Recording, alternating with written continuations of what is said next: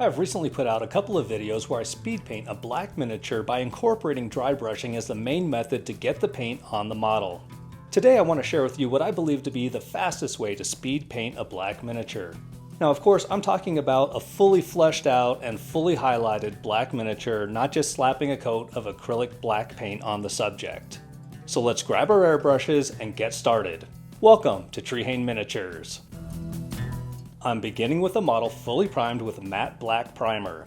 And because of the process that we're using today, this is the only black paint that I'm going to use on this model other than a wash. I should point out also that this miniature is from the Marvel Zombies board game, something I sometimes forget to mention. As the base for our highlights, I'm going to apply Payne's Gray Pro Acryl through an airbrush. I thin this with about 3 drops of thinner for each drop of paint and cover a good 70 to 80% of the model with this color.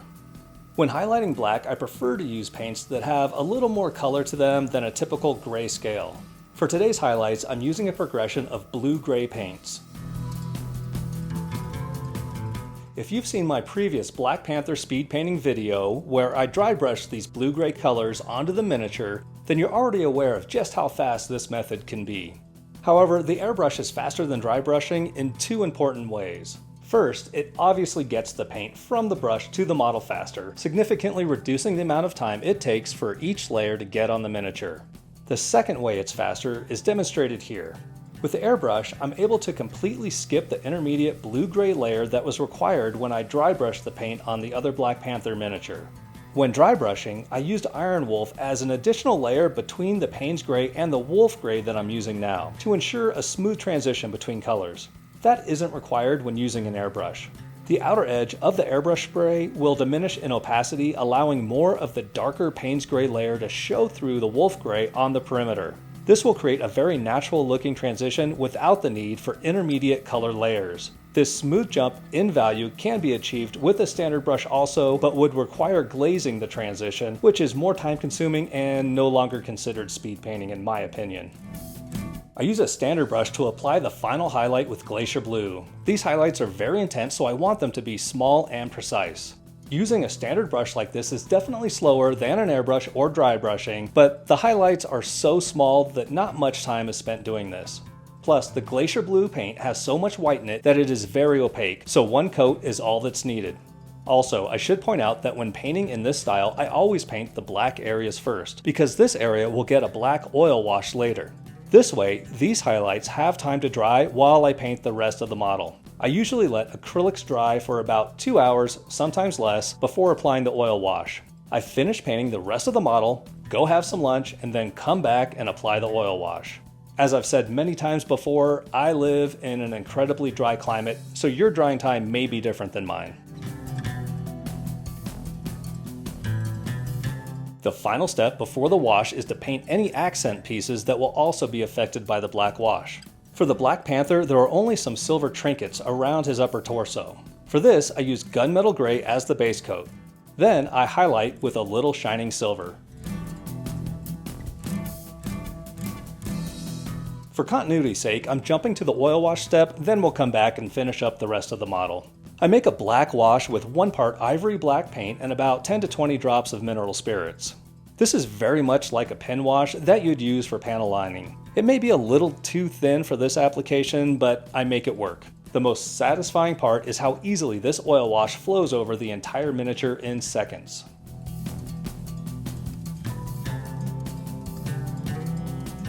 After letting this wash set up for about 10 minutes, I begin selectively removing some of the oil wash. This black wash is the key color for the Black Panther suit.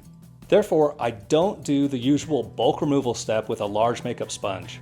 I use a small makeup applicator or Q-tip to remove the oil just from the highlights. The oil will still tint the highlights even where I'm removing it. For areas where I want the full intensity of the highlight to show through, I'll dampen the makeup applicator with a little mineral spirits and just touch it to a small part of the highlight that I want to be the brightest. This black wash not only subdues the overwhelming blue-gray highlights, but it also deals with the exposed matte black primer, making it look more finished. As we jump back in time to paint the base of this miniature, we can see just how blue the Black Panther suit looked before the oil wash went on. The black oil wash really is the key to selling the look of this black suit. I don't really spend a lot of time on bases. I feel that the character should be the focal point. For this miniature, everything on the base is getting a coat of Army Painter Oak Brown. Then everything gets a heavy dry brush of Monster Brown.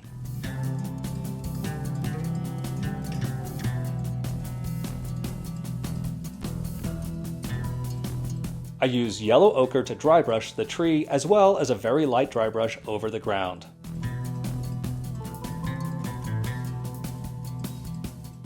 The exposed internal bits of the tree get a wet brush of Vallejo buff to bring out the grain. I use the side of a lightly loaded brush to hit the raised surfaces of this grain pattern. I use 2 green paints to finish painting the base. I use Gremlin Green for all of the vines clinging to the tree trunk.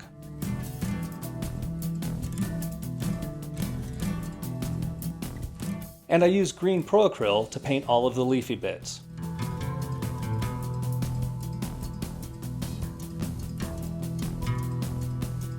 A simple, strong tone wash wraps up the base.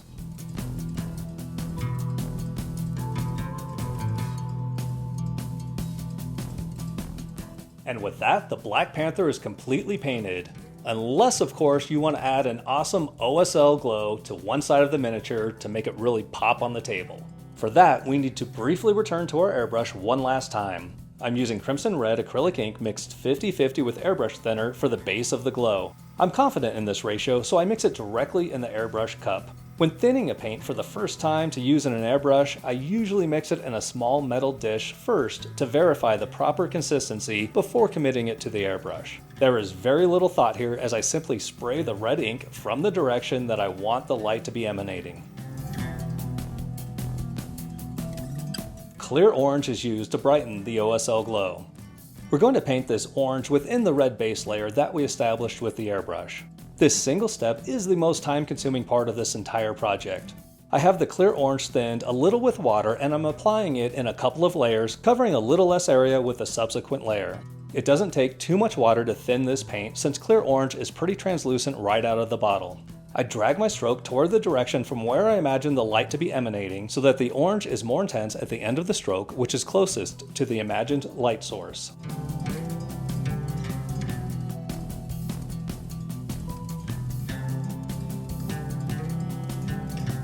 Lastly, I further brighten this reflected light by adding a little ice yellow to the clear orange.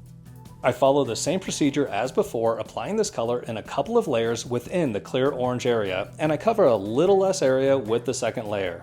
Once we start this OSL effect, we are no longer speed painting. It's a fairly small effect with just these few colors, so it's not too bad time-wise, but it is something that I wouldn't do if I'm just looking to get a model finished fast.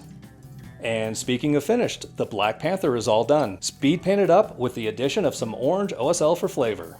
Thank you so much for watching. Please hit the like button and subscribe to the channel to join our growing community of painters.